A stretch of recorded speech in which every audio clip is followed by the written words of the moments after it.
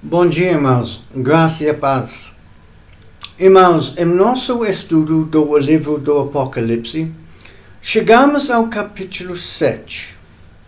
No entanto, antes de analisarmos o capítulo 7, gostaria de fazer algumas observações introdutórias.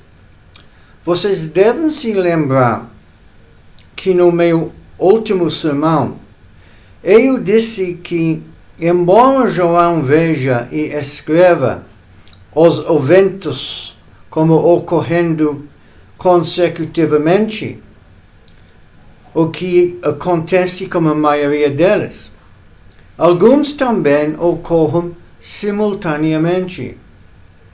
No entanto, há também alguns que não ocorrem cronologicamente, e o capítulo 7 é um deles. Além disso, embora a maioria dos eventos ocorra consecutivamente, eles não ocorrem imediatamente um após o outro, como balas de uma metralhadora. Por exemplo, no capítulo 6, vimos o Senhor abrir os 6 selos, mas ele não abria um após o outro, pop, pop, pop, pop. Havia um intervalo entre eles. Primeiro, ele abriu o primeiro selo. Houve um intervalo de tempo e, em seguida, ele abriu o segundo. Depois, houve outro intervalo de tempo e assim por diante, até abrir o 6º selo. Os 6 selos são, na verdade, abertos um por um ao longo da tribulação. O 6º selo é aberto no final da tribulação e marca o julgamento final de Deus sobre a terra. Veremos isso ao longo do resto do livro, com o tempo entre as trombetas e as taças ficando cada vez mais curto. Como eu disse, o capítulo 7 não acontece cronologicamente após o capítulo 6. Ele está dividido em duas partes. Os versículos 1 a 8 ocorrem antes do rompimento do primeiro selo, e os versículos 9 a 17 após o versículo 17 do capítulo 6. Ele responde à pergunta no final do capítulo 6: quem pode resistir? Vamos então ler capítulo 7. Apocalipse capítulo 7. Versículo 1. Depois desses eventos, observei 4 anjos em pé nos 4 cantos da terra, com a missão de reter os 4 ventos da terra e evitar que qualquer massa de ar fosse soprada sobre a terra, o mar ou sobre qualquer árvore. Então vi outro anjo subindo do oriente, tendo o selo do Deus vivo. Ele bradou com voz grave aos 4 anjos a quem havia sido concedido poder para produzir destruição na terra e no mar.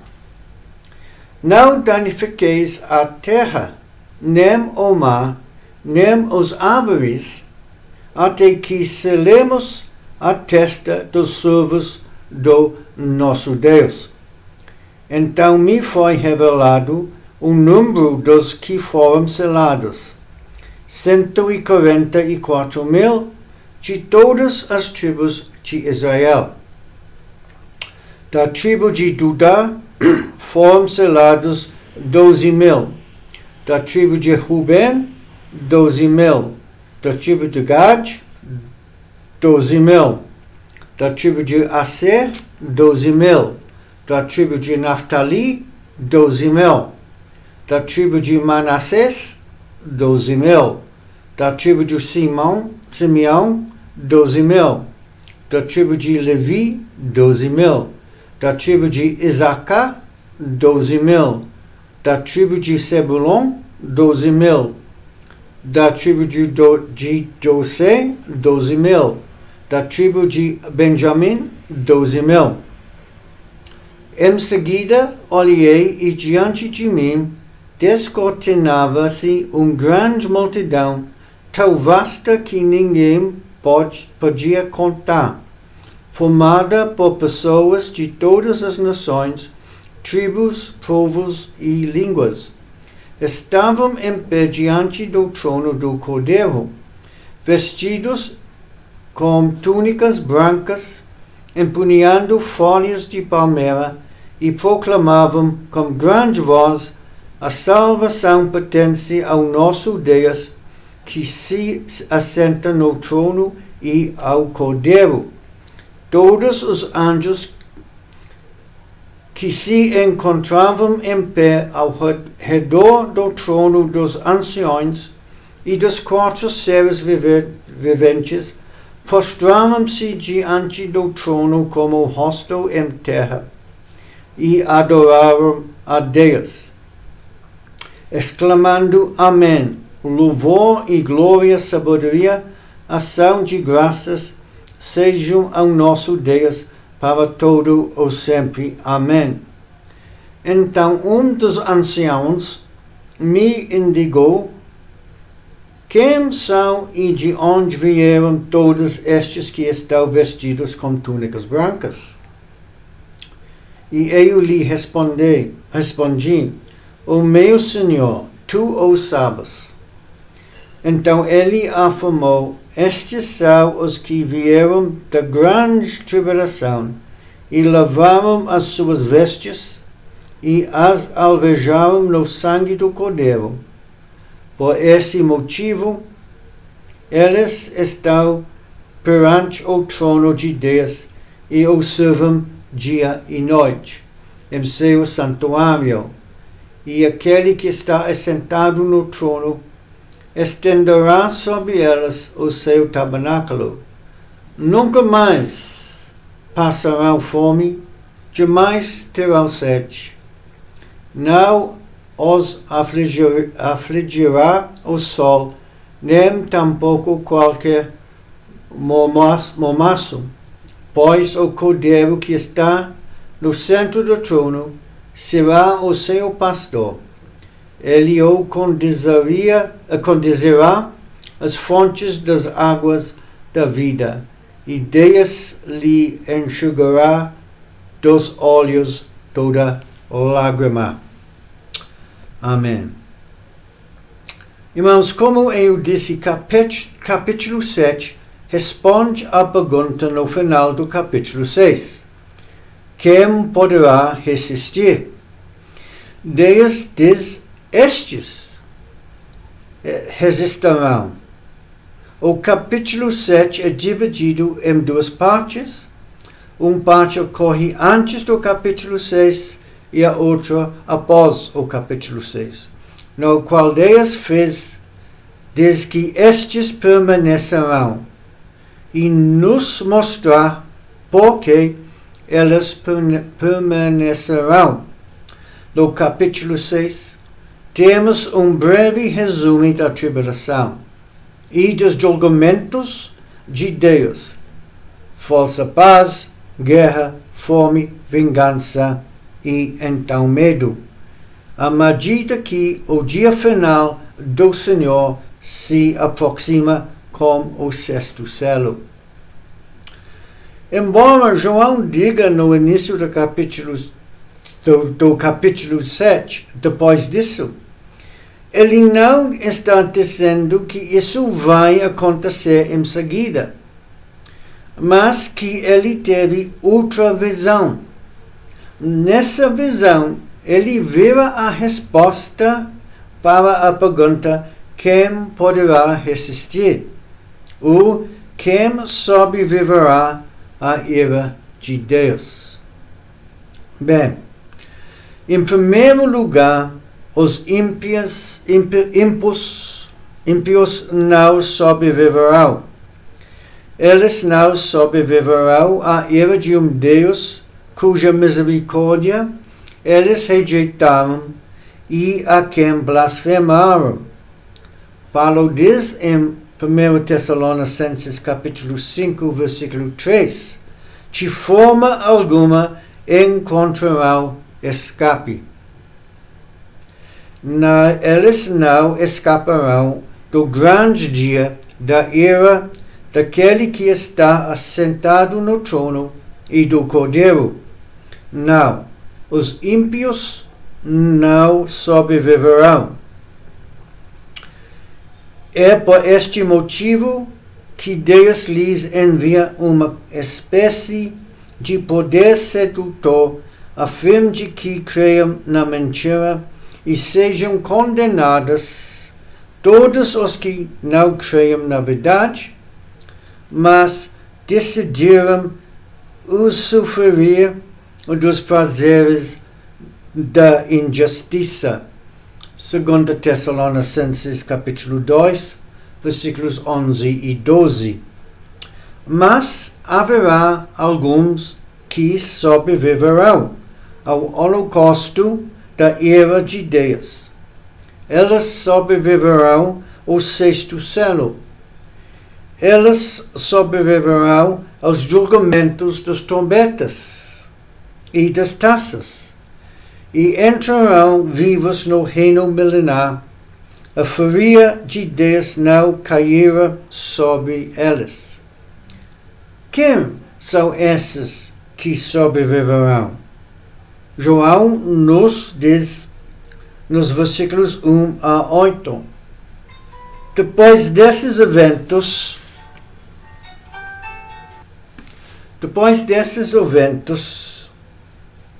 observei 4 anjos que em pé nos 4 cantos da terra, com a missão de reter os 4 ventos da terra e evitar que qualquer massa de ar fosse soprada sobre a terra, o mar ou sobre qualquer árvore. Então vi outro anjo subindo do oriente, tendo o selo de Deus vivo. Ele bradou com voz grave aos 4 anjos a quem havia sido concedido poder para produzir destruição na terra e no mar. Não danifiqueis a terra, nem o mar, nem as árvores, até que selemos a testa dos servos do nosso Deus. Então me foi revelado o número dos que foram selados, 144,000, de todos os tribos de Israel. Da tribo de Judá foram selados 12,000. Da tribo de Ruben, 12,000. Da tribo de Gad, 12,000. Da tribo de Aser, 12,000. Da tribo de Naftali, 12,000. Da tribo de Manassés, 12,000. Da tribo de Simeão, 12,000. Da tribo de Levi, 12,000. Da tribo de Isacar, 12,000. Da tribo de Zebulon, 12,000. Da tribo de José, 12,000. Da tribo de Benjamim, 12,000.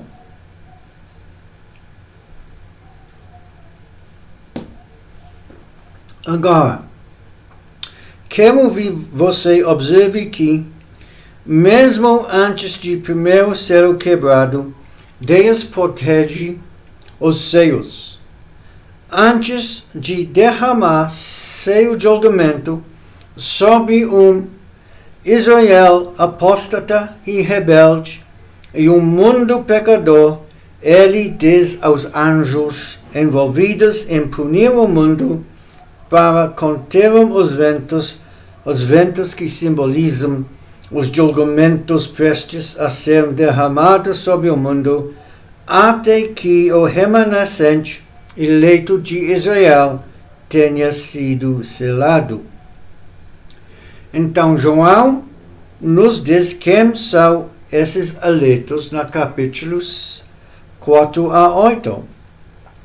140.000 de todas as tribos de Israel. Agora, vários grupos afirmam ser esses 140.000. As testemunhas de Jeová afirmam que alguns de seus grupos são os 144.000.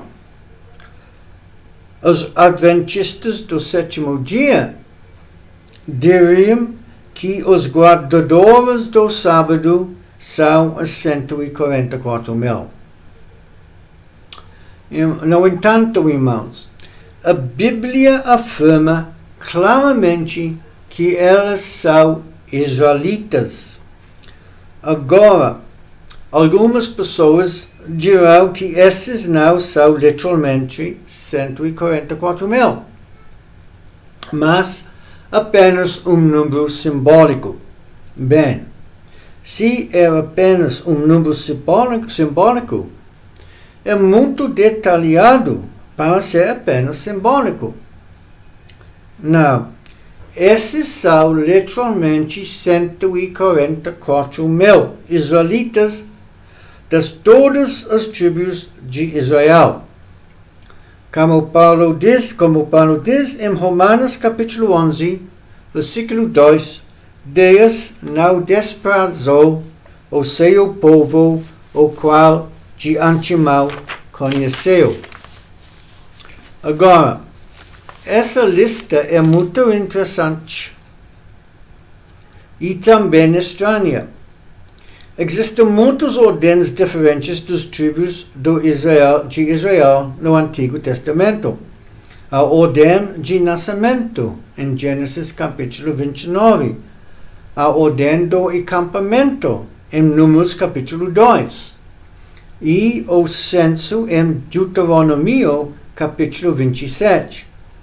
Mas, em nenhum lugar, a lista está nessa ordem. Judá vem em primeiro lugar, mas Judá não foi o primogênito. Ruben foi. Então, por que Judá está em primeiro lugar? Judá é mencionado em primeiro lugar, embora não seja o primogênito de Jacó, pois, de acordo com 1 Crônicas, capítulo 5, versículo 1, Ruben perdeu o seu direito de primogenitura, porquanto ele havia desonrado o leito de seu pai e perdido seu direito como primogênito. Outra observação interessante é o versículo 7, que inclui Levi. Levi era tribo sacerdotal de qual os levitas descendiam, mas eles não recebem um território. Então, por que elas estão incluídas aqui? Elas eram os sacerdotes de toda a nação e não tinham um território. Por que estão incluídos? Elas estão incluídas porque Dan foi deixado de fora. A tribo de Dan foi deixado de fora por causa de idolatria. Dan foi o único tribo que não conseguiu conquistar seu território. Juízes capítulo 1. E a tribo de Dan se voltou inteiramente para os ídolos. Juízes capítulo 18. E porque em Deuteronômio capítulo 29, versículos 18 a 21, diz que qualquer um que trouxer idolatria para Israel ter seu nome apagado Portanto, a tribo de Dan é removida e Levi tome seu lugar para manter as 12 tribos.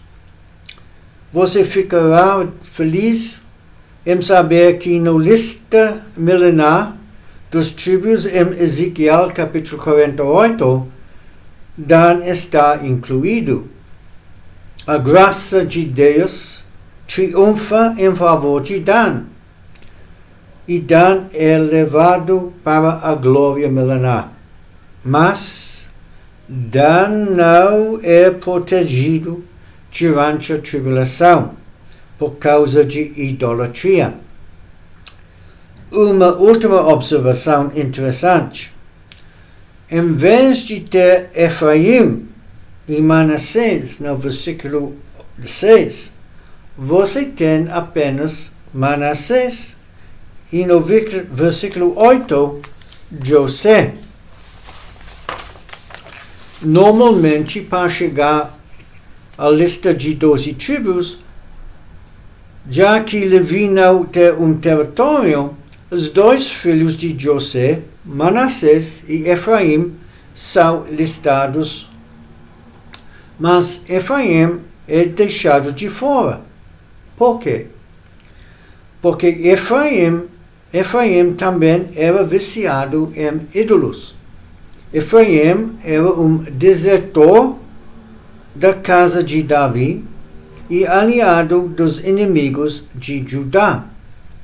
Portanto, o lugar de Efraim é ocupado por seu pai, José. Agora, você pode me perguntar, os judeus sabem de qual tribo elas são? Não, os judeus não sabem. Todos os registros foram perdidos e destruídos na destruição de Jerusalém em o ano 70 depois de Cristo. Mas Deus sabe. É incrível como o povo judeu permaneceu puro. Eles ainda têm uma herança tribal. Só não sabem qual é. Mas Deus sabe. E haverá 100 mil de cada tribo que serão protegidos para entrar no reino milenar.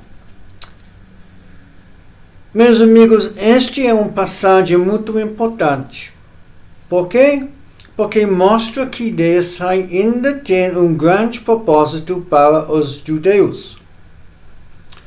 Deus ainda não terminou com Israel. A história não conseguiu apagar os judeus. O genocídio não conseguiu removê-los. Por quê? Porque Deus quer que eles continuem existindo. Você pode me perguntar, pastor, e o reino do norte? Os 10 tribos do reino do norte não foram levados para o cativeiro? E tudo o que restou foi o reino do sul, de Judá e Benjamim?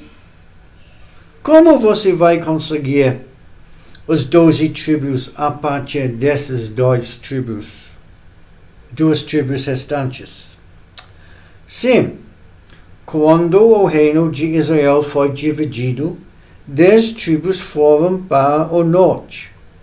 E sim, essas 10 tribos foram levadas para o cativeiro em 722 anos antes de Cristo. No entanto, antes de serem levados para o cativeiro, remanescentes dessas 10 tribos voltaram para o reino do sul, de modo que todos os 12 tribos foram restabelecidos em Judá e Benjamim. As tribos não estão perdidas. Deus sabe onde elas estão. A Deus vai redimir Israel e ele vai escolher 12 mil de cada tribo para ser sua nação testemunha. Isso nos leva aos versículos 9 a 17. Quem é essa grande multidão? E como elas foram salvos? Elas são gentios, de todas as nações, línguas e tribos, e são salvos por meio da pregação dos 144.000. Agora, temos que dar um passo atrás e perguntar, bem, como os 144.000 foram salvos? Acredito que Paulo nos dá a resposta em 1 Timóteo, capítulo 1, versículo 16. Cristo Jesus demonstrasse toda a grandeza da sua paciência e me tornasse um módulo para todos quantos haveriam de crer naquele para a vida eterna. Agora, para quem Paulo era um módulo? Para mim? Não. Para você? Não. Paulo negou que Cristo era o Messias. Perseguiu a igreja e matou os seguidores de Cristo, até que Cristo o salvou. Como Cristo o salvou? Ele apareceu para ele e milagrosamente falou com ele. E ele se tornou um apóstolo dos gentios. E Paulo diz, eu era um módulo para todos quantos haveriam de crer. Ele é um módulo para esses 144.000 judeus que um dia irão pregar o Evangelho do Senhor Jesus. Primeiro, eles estão em incredulidade, mas terão um encontro poderoso com o Senhor, assim como Paulo, e se tornarão evangelistas, para os gentios. Vemos isso acontecendo hoje, como o Senhor aparecendo milagrosamente aos muçulmanos, e eles sendo salvos. Assim, esses 144.000 vão pregar o Evangelho às nações, e elas serão salvas. Isso é o cumprimento do que o Senhor disse em Mateus capítulo 24, versículo 14. E este Evangelho do Reino será pregado em todo o mundo habitado, como testemunho a todas as nações, e então chegará o fim. Agora, muitos desses grande multidão que será salva tornarão mártires. Vemos isso no quinto selo, no capítulo 6. Então, irmãos, para concluir e resumir, o capítulo 7 é dividido em duas partes, que nos mostrar que haverá 140.000 crentes judeus que serão milagrosamente salvos no início da tribulação. Estes pregarão o Evangelho para que no final da tribulação haja uma grande multidão de gentios salvos. Também nos mostra que haverá crentes judeus e gentios vivos no final da tribulação, e que estes entrarão no reino milenar. Os crentes que morreram durante a tribulação irão diretamente para o céu. Irmãos, vamos orar. Nosso Deus, nosso Pai, nós agradecemos, Pai, por seu amor, sua misericórdia, sua graça. Nós agradecemos, Pai, por sua palavra, Pai, especialmente este capítulo 7 que nós estudamos hoje. Oh Pai, eu penso que você, se alguém está assistindo este vídeo que não está salvo ainda, queres arrepender dos seus pecados e aceitar Jesus Cristo como Senhor e Salvador, colocando a sua fé na obra consumada de Jesus na cruz, que elas não entram nesta tribulação, mas que elas vão, como a igreja, no arrebatamento para o céu. Pai, obrigado por este aviso de sua palavra, que mostra para nós que o pecado não escapa sendo punido neste mundo ou no próximo. Pai, obrigado por sua palavra. Em nome de Jesus, eu oro. Amém. Irmãos, o Senhor os abençoe.